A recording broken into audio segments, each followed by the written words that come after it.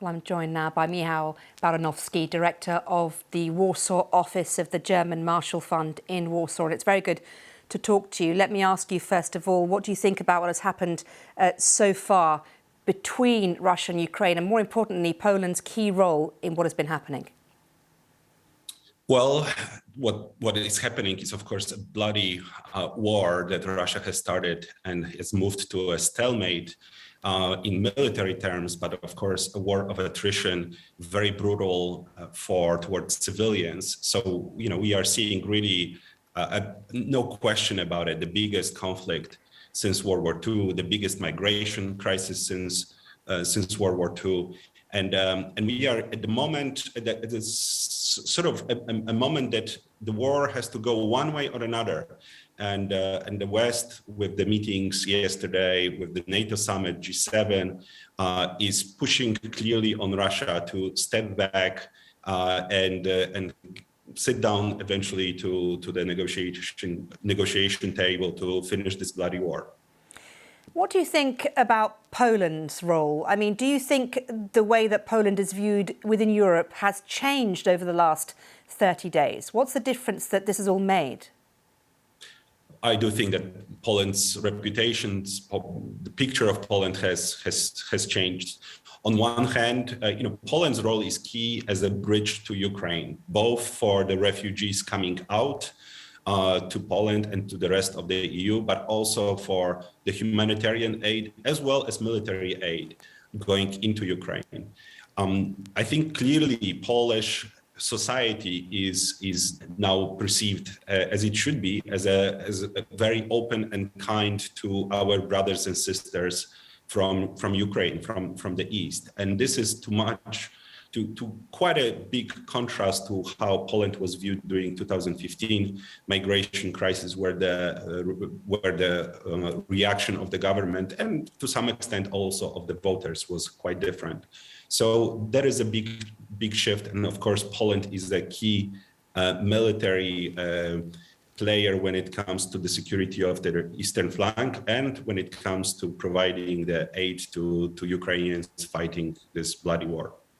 Do you think that the Polish government is worried about what could potentially happen next, particularly if, as what you described, this war of attrition continues and President Putin feels perhaps potentially backed into some sort of corner? Unfortunately, yes, we are very worried, because even though President Putin is certainly not winning the war the way he wanted to be winning the war. He's losing the war, if anything.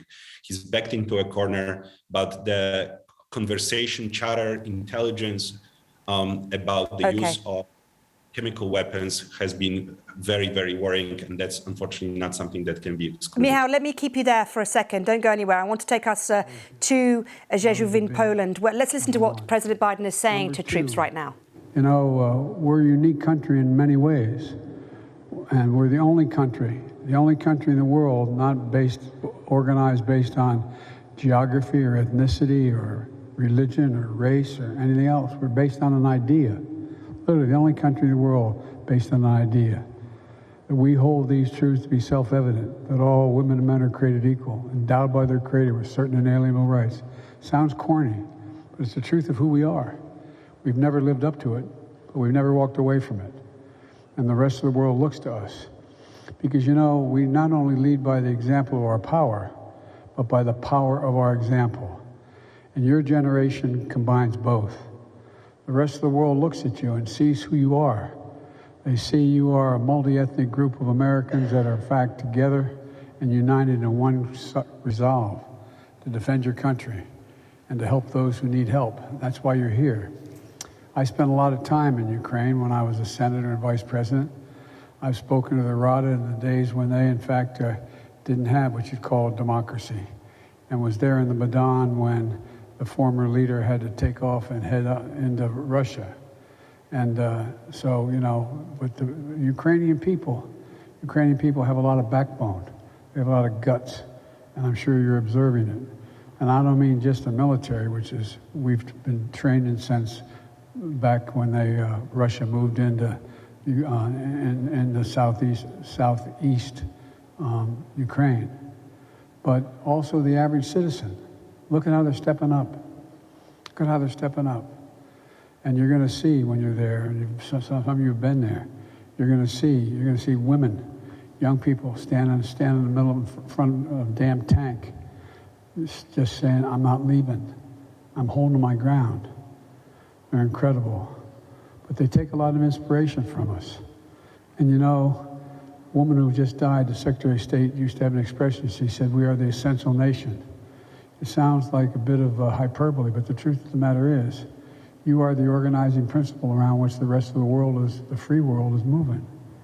And we're in the midst of, and I don't want to sound too philosophic here, but you're in the midst of a fight between democracies and oligarchs. Xi Jinping, who I've spent more time with, they tell me, than any other world leader, points out to me he believes in China that democracies can't succeed in the 21st century. The reason is things are moving so fast, change is happening so quickly, that democracies require consensus, and we can't put together consensus as quickly as autocrats can. So what's at stake, not just in what we're doing here in Ukraine to try to help the Ukrainian people and keep the massacre from continuing, but beyond that, what's at stake is what are your kids and grandkids going to look like in terms of their freedom? What's happening? The last 10 years have been fewer democracies have been formed than we've lost in the world.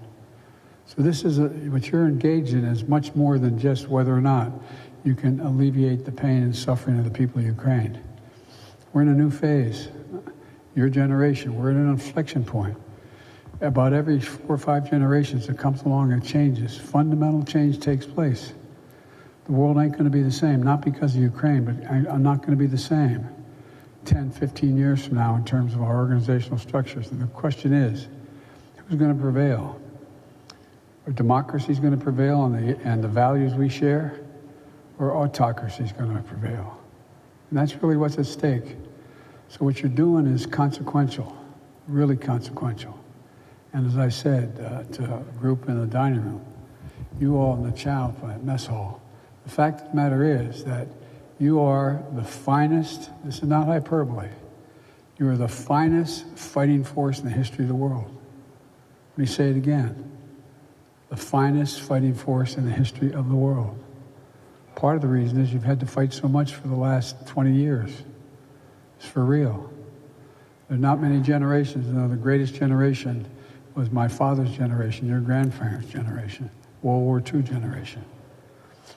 But nobody, no other generation has had to be in a battle, have your buddy blown up, wipe the blood off the Humvee and get back in and saddle up and go for another 6 months.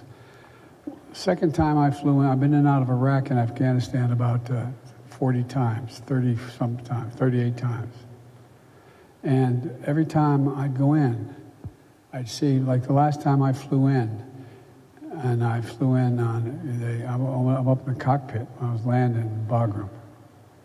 And there were 6 people came up with the cargo, basically. Well, that's President Biden talking to troops stationed in Rzeszów in Poland. He talked about the fight between democracy and autocracy and which one would prevail. He also called the US troops the finest fighting force in the history of the world.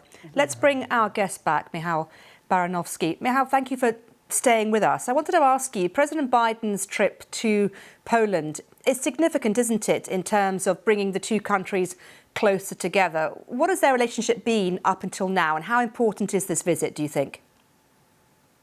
It is a crucial visit. This is President Biden's 3rd trip to Europe, but also only first trip to Poland.